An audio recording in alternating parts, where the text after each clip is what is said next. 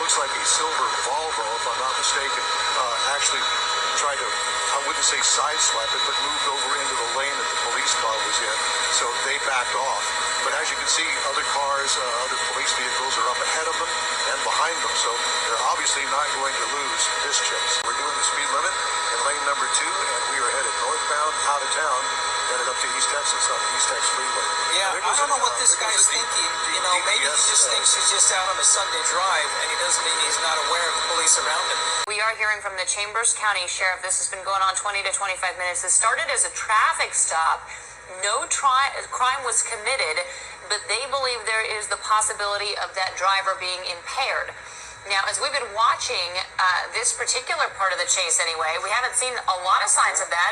Not a lot of erratic driving. This is definitely a driver that's staying in their lanes, but they have reason to believe that that driver may be impaired, so perhaps they're taking some extra precautions because of that as well. He's not even going much faster than anyone else. Well, something's up ahead because everyone else is slowing down. Let's see what he does here. He's going off to the side. They've stopped traffic. He's just going to go right through there. They've probably forced him through an area where they had... Did you see that, Don? It looks like spike strips through the entire street. What we have seen repeatedly is a lot of patience by Houston Police Department and even the county as well with these chases. They sometimes just let them play out, believing that eventually they're going to stop. But, you know, there's opportunity to do something here. Go ahead. Bring him to a stop. Yeah, looks like they may try and box him in here. Let's see if they have a vehicle up ahead. I suppose if they feel like they don't need to get in an accident, there's probably no reason to. So they are probably wanting to make sure that this person does not exit the freeway. On the freeway, you're kind of trapped up there. There's retaining walls, but it looks like he's going to go for the exit, perhaps. Look at the big pickup they have there. It has that front-end grill. That's like almost a ramming vehicle. Yeah. They have it all prepared. Yeah, that was Kingwood Drive that we just saw, right? Yeah, they're getting ready to exit here. If that's the Kingwood outlet stores right there on the side. So they have it blocked. They're going to stop him. They have the guns drawn.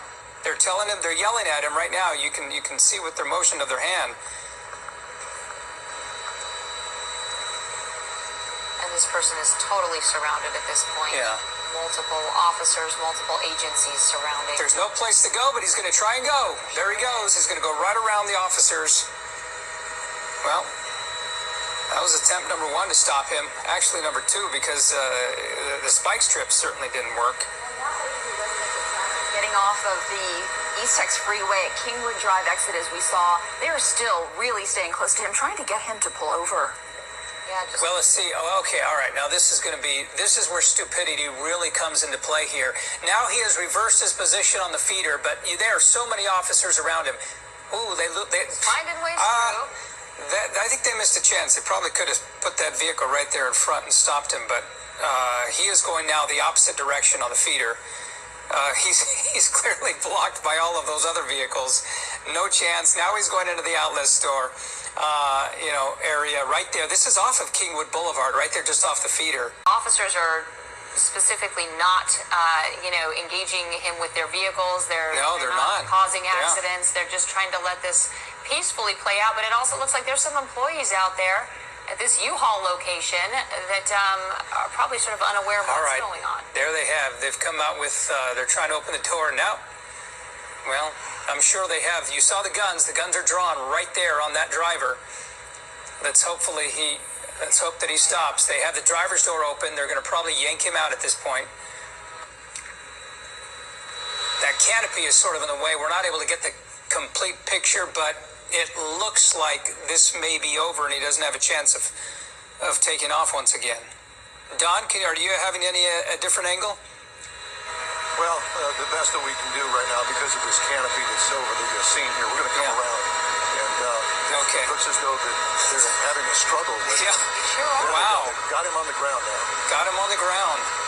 This is where the potential impairment probably comes into play, because most people with that many guns on them probably would have hopped out of that vehicle, but they literally did have to physically drag him out of that car. And now you can see these officers getting handcuffs on him and making sure that he is not armed, or she. We haven't even gotten a good picture of who this driver is. Looks like this might be a woman, Don? Yes, it looks like it may be a woman. She obviously is in tears. She's now handcuffed, and they are going to get her up, and they will search her.